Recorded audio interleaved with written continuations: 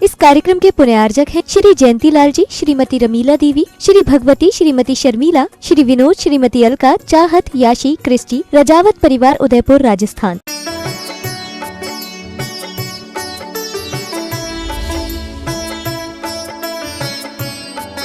मत फेंको पत्थर पानी में, उसे कोई और भी पीता है। बहुत लोग होते हैं पानी पीते हैं और वहीं पत्थर भी फेंकते हैं। मत फेंको पत्थर पानी में, उसे कोई और भी पीता है। जीवन जियो तो इस तरह जियो कि आदर्श बन जाए, क्योंकि जीवन कोई और भी जीता है। आपको देख करके लोग सीखें।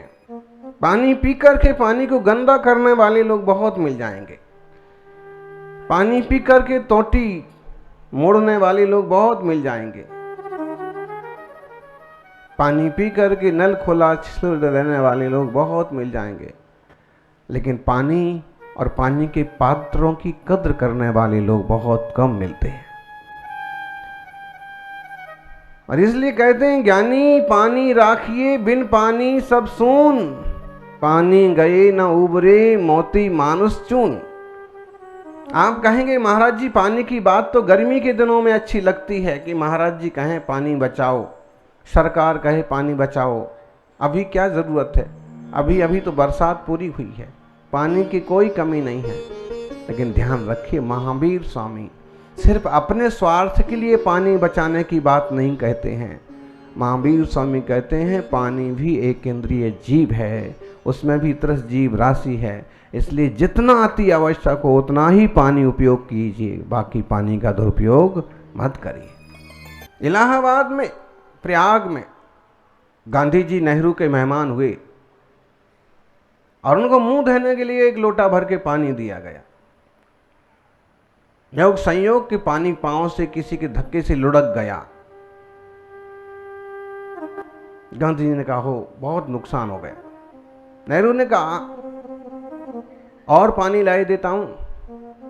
उन्होंने कहा इतना सारा पानी फिजूल में बह गया, बर्बाद हो गया। नेहरू जी ने कहा यहां पानी की कोई कमी नहीं है, यहां तो गंगा बहती है। गांधी जी ने कहा कि गंगा जरूर बहती है और पानी की कोई कमी नहीं है, लेकिन वो सारा पानी हमें बर्बाद करने के लिए नहीं है, सारी दुनिया के लिए है। दुनिया में और भी लोग हैं जिन्हें पानी की जरूरत है। आप किसी भी मामले में इस बात को लगाइए, चाहे वो खाने की चीज हो, चाहे पीने की चीज हो, चाहे वायु हो, चाहे अग्नि हो, चाहे रहने की जगह हो, चाहे इंसान को इतना व्यवहारिक तो होना ही चाहिए कि उसके साथ साथ दूसरों का जीवन भी आसान बना रहे। कुछ लोग होते हैं कि सीढ़ी पर चढ़ने के बाद सीढ़ी तोड़ देते हैं, और कुछ लोग होते हैं सड़क से निकलने के बाद सड़क बिगाड़ते जाते हैं, रोड बिगाड़ते जाते हैं। और वे लोग ऐसे लोग होते हैं जो समझ लीजिए कि मानवता के दुश्मन। कल परसों का एक किस्सा आपने सुना। एक इंसान को उसकी गाड़ी, उसकी कैब लूट ली और उसको 1 किलोमीटर तक घसीटा गया। बदमाशों ने, उसके प्राण चले गए। उसका अच्छा खासा परिवार जो उसके ही सहारे था बर्बाद हो गया, परेशान हो गया। यही नहीं सोचते हैं कि तलवार उठाने के परिणाम क्या होंगे, लोग कितने भयभीत हो जाएंगे, कितने परेशान हो जाएंगे। और फिर वक्तव्य देते वक्त भी ये नहीं सोचते हैं कि झूठ के दुष्परिणाम जब लोगों को मालूम पड़ेंगे तो हम कितने नीच कहे जाएंगे। जनता की आंखें बंद थोड़ी हैं, मालूम पड़ती है सारी बातें कि सच्चाई क्या है। कम से कम जो लोग धर्म को, तत्व को, मार्ग को समझते हैं, उन्हें हिंसा, झूठ, चोरी, कुशील, परिग्रह जैसे पापों से बचना चाहिए। अच्छा, प्रतिष्ठा शास्त्रों में फिर मूर्तियों को लेकर के कुछ बातें भी कही हैं कि अगर मूर्ति की पूरी आंखें ज्यादा खुली हों और आक्रोश में दिख रही हों तो समाज में नुकसान की संभावना है। इसका मतलब है कि मूर्ति की आंख पूरी तो खुली हो सकती है, लेकिन वो आंख इस टाइप की हो कि सौम्य मालूम पड़े, जैसे बाहुबली की आंखें। तो वो निकली तो दिगंबर जैन मंदिर के पास में प्रतिमा, दिगंबर जैन श्रावकों ने कुछ ले भी लिया। लेकिन हमारे जो प्रतिस्पर्धी कहिए भाई कहलाने वाले लोग, जो हमेशा विवाद में आगे रहते, पहुंच गए, दावा ठोक दिया। क्यों जी शरद जी, ठोक दिया क्या है? देर नहीं लगती है, झूठ ही तो बोलना है, काहे नहीं बस तो है। और आम सरकारी आदमियों को थोड़ी पता है कि रियली सच्चाई क्या है। इसमें बोले थोड़ा थोड़ा कंदोड़ा दिख रहा है। अरे कहाँ दिख रहा है भाई? कमर का हिस्सा ही इस ढंग से बनता है, कमर ही इस ढंग से बनती है। एक बड़ा फोटो एक दिन जब यहाँ पर कार्यक्रम हो रहा था ना, आदि सागर जी का जब चैप्टर लिया था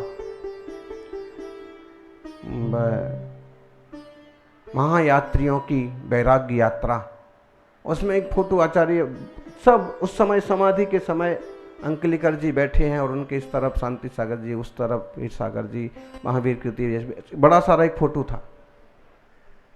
उसमें महावीर कीर्ति महाराज भी दिगंबर मुनि हैं, तभी तो दिगंबर मुनियों के बराबर बैठे, लेकिन उनकी कमर ऐसे दिखती है इसके इस टाइप से कि जैसे वो लंगोटी का हिस्सा हो। तो जो है कमर का एक हिस्सा जो ऐसा होता है कि इसमें लाइनिंग स्वभाव से पड़ती है। ठीक से देखें तो दिगंबरी मुद्रा है, नहीं तो ये झुकने से जो यहाँ लाइन बनती है ऐसे लगते हैं जैसे कोई धागा बंधा हो। तो मूर्तियों में भी जब कलाकारी की जाती है तो कदाचित इस टाइप का स्टाइल दिख सकता है, वो कंदोड़ा और लंगोटी वगैरह नहीं है। लेकिन झूठी तो बोलना है, आंखें पूरी खुली हुई हैं। बोले अरे आंखें तो खुली हैं तो क्या हो गया इसमें? अरहंत अवस्था में आंखें पूरी खुली भी हो सकती हैं, वीतराग दशा है, बस सौम्यता।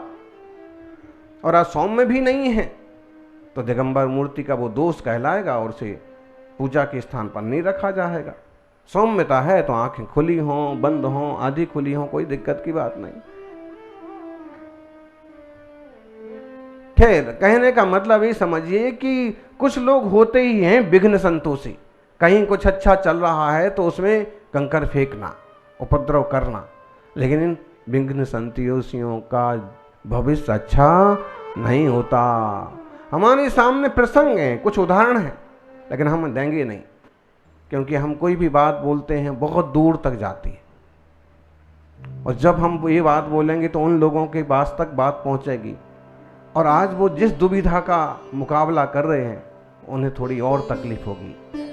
इसलिए ऐसा कुछ नहीं कहेंगे, फिर भी हम आपको संबोधन रूप में इतना कहेंगे कि प्रभु ने जो रास्ता हमें बताया है एकदम संतुलित, नपातुला, कल्याणकारी है।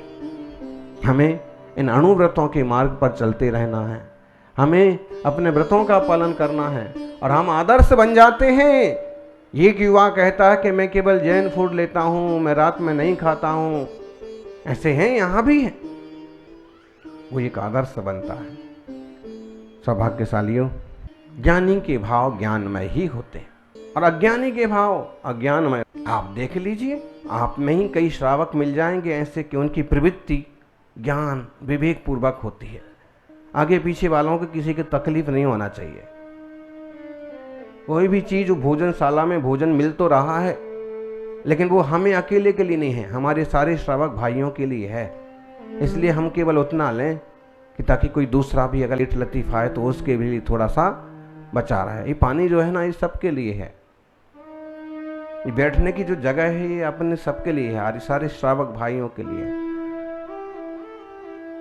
विवेकी ग्रस्तों के जीवन में कई सारी विशेषताएं देखने को मिलेंगी। अपने घर से निकलेंगे, रास्ता देख लो भाई, अगर कहीं चूहा चिड़िया जैसे कोई जीव मरे पड़े हों तो उनको अलग कर दो, पता नहीं इसी रास्ते से मुनि महाराज निकल पड़े और कहीं उनका अंतराय ना हो जाए। दूर तक का सोचने वाले श्रावक होते हैं कि उसमें अपना भी अहित ना हो, सामने वाले का भी अहित ना हो।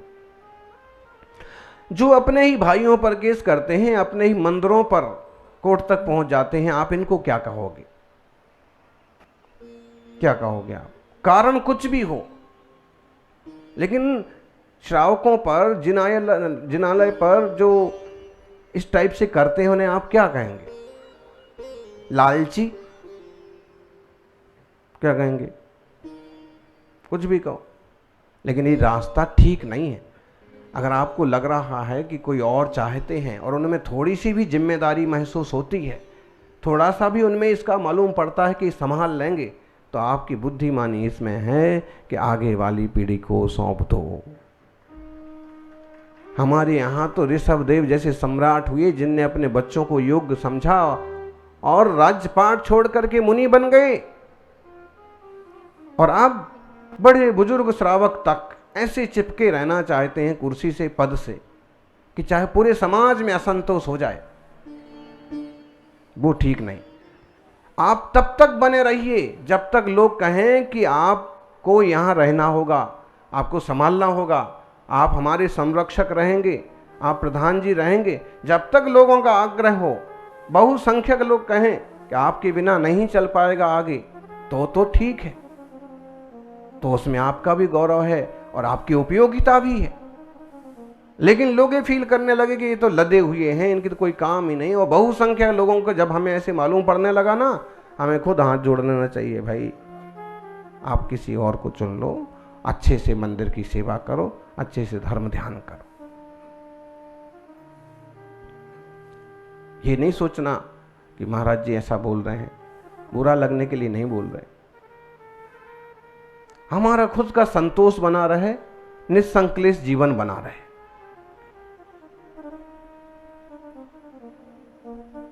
सज्जनों, ज्ञानी की प्रवृत्ति कैसी होती है उसके अंतर्गत ये बातें आ गई।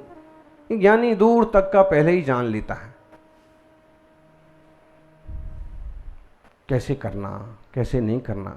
सबका संतोष बना रहे, क्लेश पैदा ना हो जाएं, दूरियां पैदा ना हो जाएं, वात्सल्य के बजाय शल्य पैदा ना हो जाए। वात्सल्य तो हमारा सम्यक दृष्टियों का गुण है, धर्मात्माओं का एक गुण है कि वे वात्सल्य से रहें। लेकिन अगर शल्य पैदा होने लगी तो भाई कोई रास्ता निकाल लो।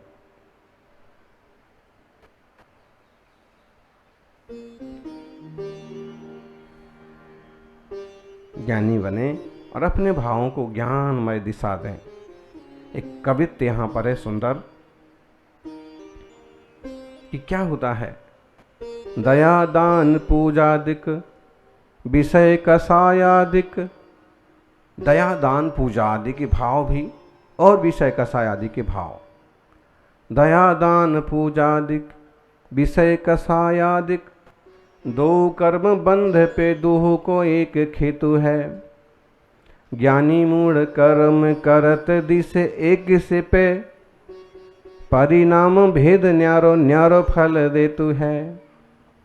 ज्ञानवंत करनी करे पे उदासीन रूप, ममता न धरे ताते निर्जरा को हेतु है। वह कर तुति मूढ़ करे पे मगन रूप, अथ भयो अंध भयो ममता सो बंध फल लेतु है। बनारसी जी कहते हैं कि ज्ञानी भी वही क्रिया करता है, अज्ञानी भी वही क्रिया करता है, लेकिन अंतर बहुत होता है। ज्ञानी करता है वही क्रिया तो बंध नहीं होता है, स्वल्प बंध होता है, और अज्ञानी वही क्रिया करता है तो बंध होता है। मुनिराज भी आहार कर रहे हैं और आप भी आहार कर रहे हैं। अगर आप विवेकी हैं तो आप वहां भी बड़ी सावधानी बरतेंगे, और नहीं तो आप मुनिराज की चर्या देखिए, अंतर्मुख, अंजुली में जो आ गया सो लिया और चलते बने। 25 पकवान जरूरी नहीं होते हैं, 50 पकवान जरूरी नहीं होते हैं। श्रावक शुद्ध भोजन बनाता है, दाल साग रोटी बनाता है और अतिथि संविभाग करता है, मुनिराजों की चर्या कराता है। ऐसा सिंपल, वो कुछ नहीं कहेंगे, विरागी हैं, उन्हें सिर्फ खड्डा भरना है और तपस्या करना है। अब श्रावक भोजन करे तो आप देखिए, उसको नमक भी चाहिए, मिर्च भी चाहिए, कम से कम बोले 2 मिठाई तो होना चाहिए। आज हमको 14 का एकासन करना है तो कम से कम 1 नमकीन और 1 मिठाई तो ऐसे होना चाहिए। जब जीव के लिए खाते हैं तो बंध का कारण बनता है, और जब जीवन चलाने के लिए खाते हैं तो निर्जरा का कारण बनता है। सिर्फ देह चलता रहे और साधना होती रहे। चलते आप भी हैं, लेकिन आपके चलने के उद्देश्य और लक्ष्य अलग होते हैं। क्योंकि आज सभी बहुत अच्छे उद्देश्य से आए हैं, और कैसे भी करके मुनि संघ को किडनैप करना है ना, जाने नहीं देना है। तो इसमें निश्चित रूप से परिणाम आप लोगों के बहुत निर्मल हैं कि साधु संघ का अपने को ज़्यादा से ज़्यादा लाभ लेना है, ज़्यादा से ज़्यादा समय के लिए रुक के रखना है। और यहाँ के लोग भी चतुर हैं। हम समझ रहे थे बागड़ तरफ के लोग ही चतुर हैं, राजस्थान के। वहाँ क्या करते थे कि जैसे कभी किसी दूसरे क्षेत्र में निकलने का मन बनता कि फिर एक पंचकल्याणक, फिर एक पंचकल्याणक। अब पंचकल्याणक वगैरह कोई ऐसे निमित्त हो जाते हैं कि उसकी एक निश्चित तिथि होती है और उसे आप मना नहीं कर सकते हैं। तीर्थंकर भगवान की महिमा होगी, जिनालय बनेगा, लोग दर्शन करेंगे हैं। लगातार 5-7 पंचकल्याणक हो गए, अगला चतुर्मास आ गया, अब कहाँ जाओगे? तो ये आपके प्रशस्त परिणाम हैं कि एक शिलान्यास का बन गया भाव, एक विधान का मन बन गया। फिर महावीर जयंती, सीधा दूर की कौड़ी। लेकिन अभी तो भाई महावीर निर्माण उत्सव सामने है। सबसे पहले इसी को पूरे देश में ऐसा रूप दिया जाना चाहिए जैसा 2500वां निर्वाण उत्सव मनाया गया था। बल्कि अब तो साधन और बढ़ गए हैं, अब तो उससे और अच्छा रूप आना चाहिए। और हमें सिर्फ ये नहीं दिखाना है कि ये तीर्थंकर महावीर हैं और इनकी जय बोलो। हमें ये दिखाना है, ये सिखाना है कि महावीर ने सत्य, अहिंसा, जियो और जीने दो का नारा जो दिया है, सारी दुनिया को स्वीकारना चाहिए, तो ही दुनिया सुखी रहेगी। आतंकवादी बन करके फलस्तीन अगर इजराइल पर कब बम फेंकेगा, इजराइल भी चुप नहीं बैठेगा, वो भी वैसे ही करेगा। और खून का बदला खून, कौन बचेगा? कोई नहीं बचेगा। महावीर कहते हैं खून का बदला खून नहीं होता है, क्रोध का बदला क्षमा होता है। सबको समझदार बनना पड़ेगा तो काम बनेगा। एक व्यक्ति आताताई बन करके कब तक किसी को दबाएगा? दूसरा कभी तो सिर उठाएगा। और महावीर स्वामी कहते हैं कि सबसे ज्यादा जरूरी अगर है तो अणुबम नहीं, अणुव्रत है। सबसे ज्यादा जरूरी है। अणुव्रती व्यक्ति किसी पर आतंक नहीं करेगा, जबरदस्ती नहीं करेगा, तलवार नहीं उठाएगा, चिमटा नहीं उठाएगा, डंडा नहीं उठाएगा, शालीनता से बात करेगा, शालीनता से निपटेगा। समाज में सकारात्मकता का माहौल बनेगा। तो हमें